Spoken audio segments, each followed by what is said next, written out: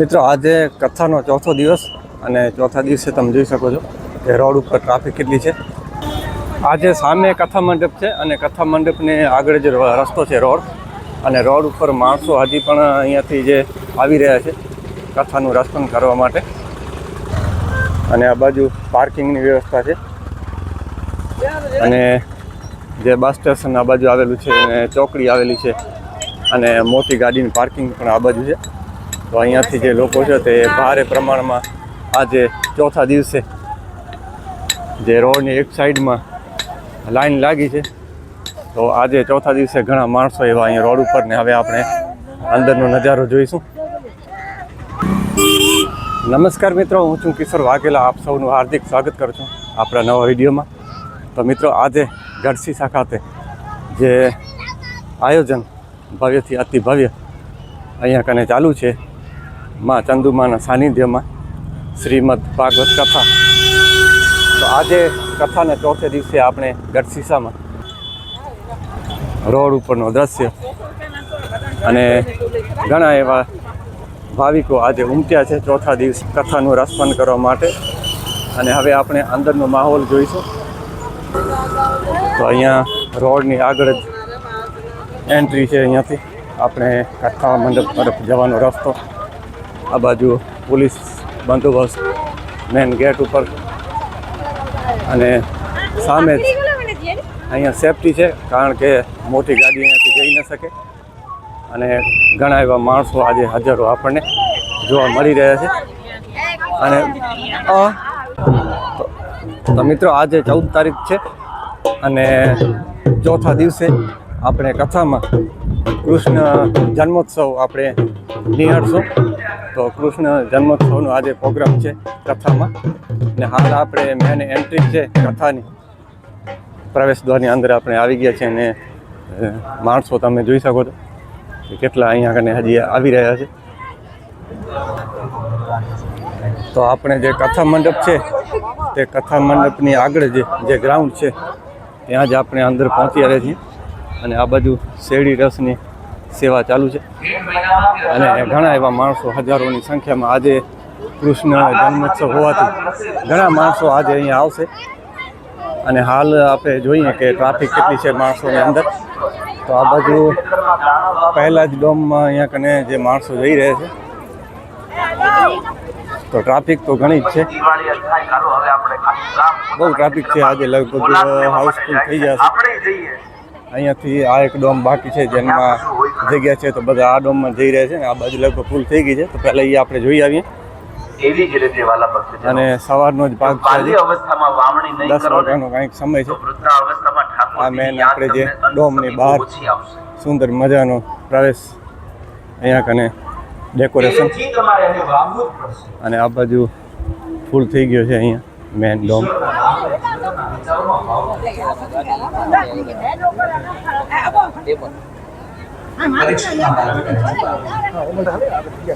આ બધી કથાઓ તમે મને સંભળાવી.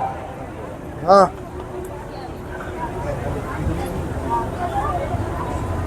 તમે કહેતા હતા કે મનુ મહારાજ ઉત્તાનપાદ અને પિંડ, અને મેન ડોમની બંને સાઈડમાં ડોમ આવેલ છે. તે એક બહેનો માટે ને એક ભાઈઓ માટે. તો આ બાજુ બહેનો માટે છે ડોમ, જેમાં પણ ટ્રાફિક બહુ વધી ગઈ છે, જેના કારણે ભાઈઓના ડોમમાં બહેનોને મોકલવામાં આવે છે. તો અહીંયા તમે બહેનોનો ડોમ જોઈ શકો તમે, એકદમ ફૂલ થઈ ગયો છે.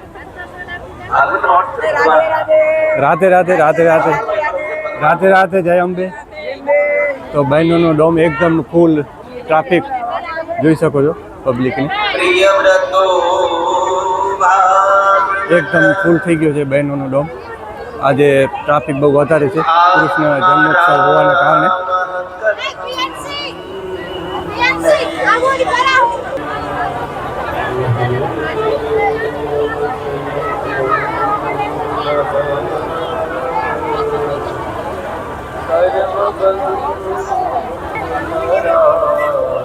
અને વચમાં જે મેન ડોમ, જ્યાં કથા વાચક આપણા પૂજ્ય શ્રી જિગ્નેશ દાદા દ્વારા કથાનું રસપાન થાય છે, તે ડોમ છે. તો અહીંયાનો નજારો પણ તમે જોઈ લો. હજારો માણસોની સંખ્યામાં એકદમ ભરપૂર ડોમ આજે આપણે જોવા મળી રહ્યો છે.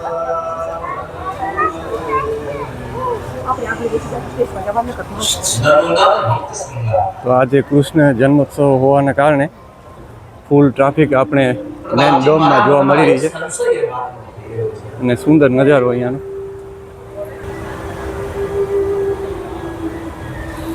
કે આટલા મોટા ભાગવત પુરુષ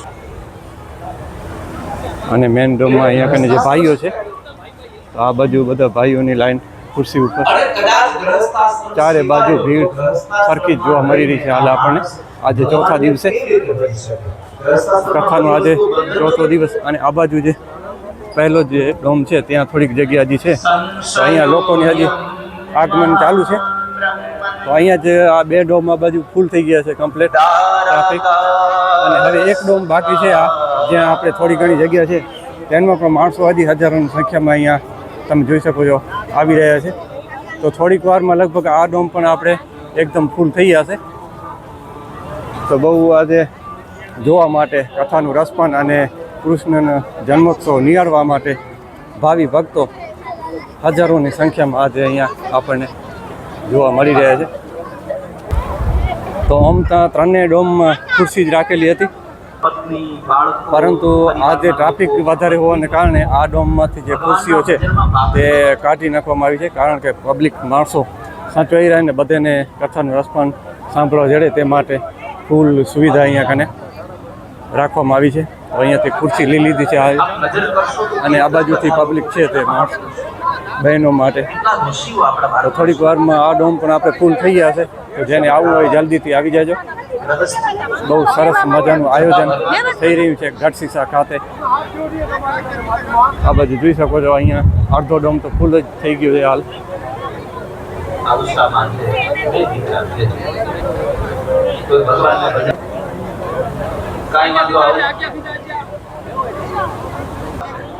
અને હવે આપણે આગળ જે વીઆઈપી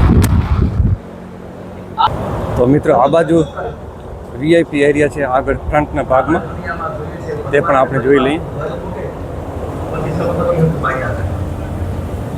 તો આપણે અહીંયા વીઆઈપી એરિયામાં જોઈ શકો છો ફ્રન્ટના ભાગમાં માણસો મહેમાનો જે અહીંયા બેઠા છે અને આ બાજુ જે મેન ડોમ છે તેમાં આપણે હજારોની સંખ્યામાં જેને કહેવાય કે પબ્લિક આજે કથાનું રસપાન કરવા માટે અહીંયા ઉમટી રહે છે. તો બહુ સારી વ્યવસ્થા અને આજે કથાનો ચોથો દિવસ અને કૃષ્ણ જન્મોત્સવ માટે લોકો બધા આતુર છે જોવા માટે.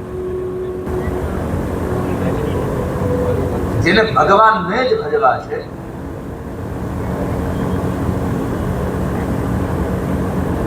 એ મારી સાધનામાં બાધા આવ્યા વગર નહીં.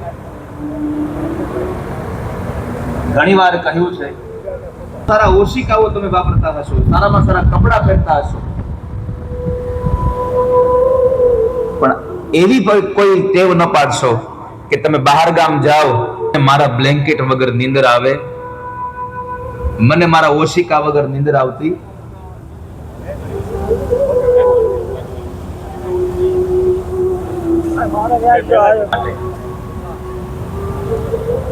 રહીને પણ પ્રભુ બની શકાય. કબીરજી મહારાજ પણ ગ્રહસ્થી હતા. ગઈકાલે આપણે કથા સાંભળી દેવહૂતિ અને કરદમ પણ ગ્રહસ્થી હતા. એના ઘરે ભગવાન જેવા ભગવાનનું પ્રાગટ્ય થયું.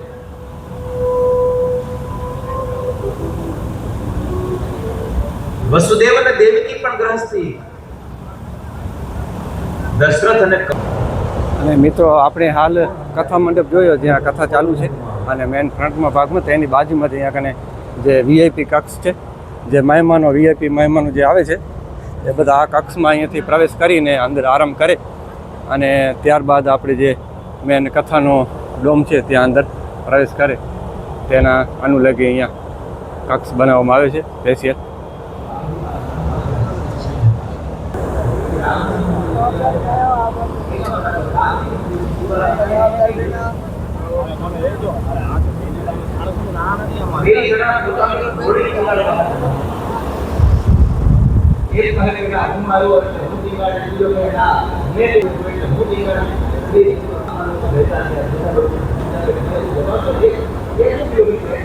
તો આ છે વીઆઈપી કક્ષ અને આની અંદર અહીંયા મહેમાનો જે આવે ત્યારે અહીંયા બેસે છે, કલાકાર કે મહેમાનો જે આવે તે વીઆઈપી. અને ત્યારબાદ અહીંયાથી જે દરવાજો છે ત્યાંથી આપણે કથા મંડપ વ્યાસપીઠ તરફ અહીંયાથી જઈ શકે તેવી સુવિધા.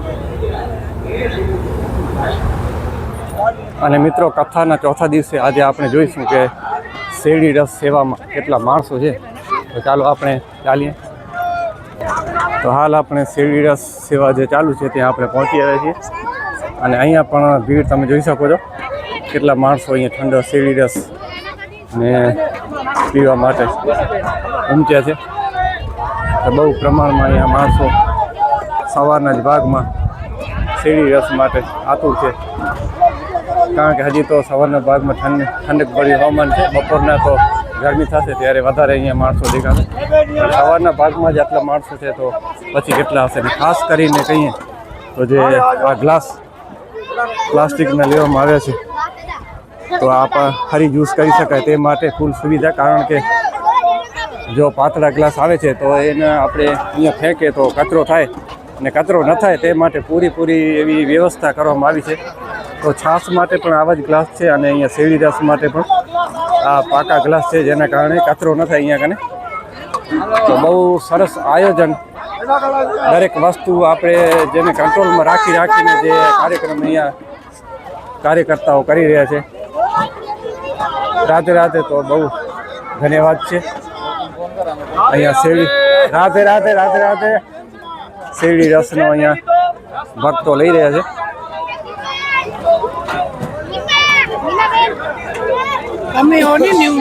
હોય તો અહીંયા કને જોઈ શકો છો તમે માણસો કેટલા સવારના આપણે જોવા મળી રહ્યા છે. અને સામે આપણે જે મશીન છે તે પણ સતત ચાલુ જ છે રસ બનાવવા માટે. અને સ્ટોક પણ જોઈ શકો છો તમે.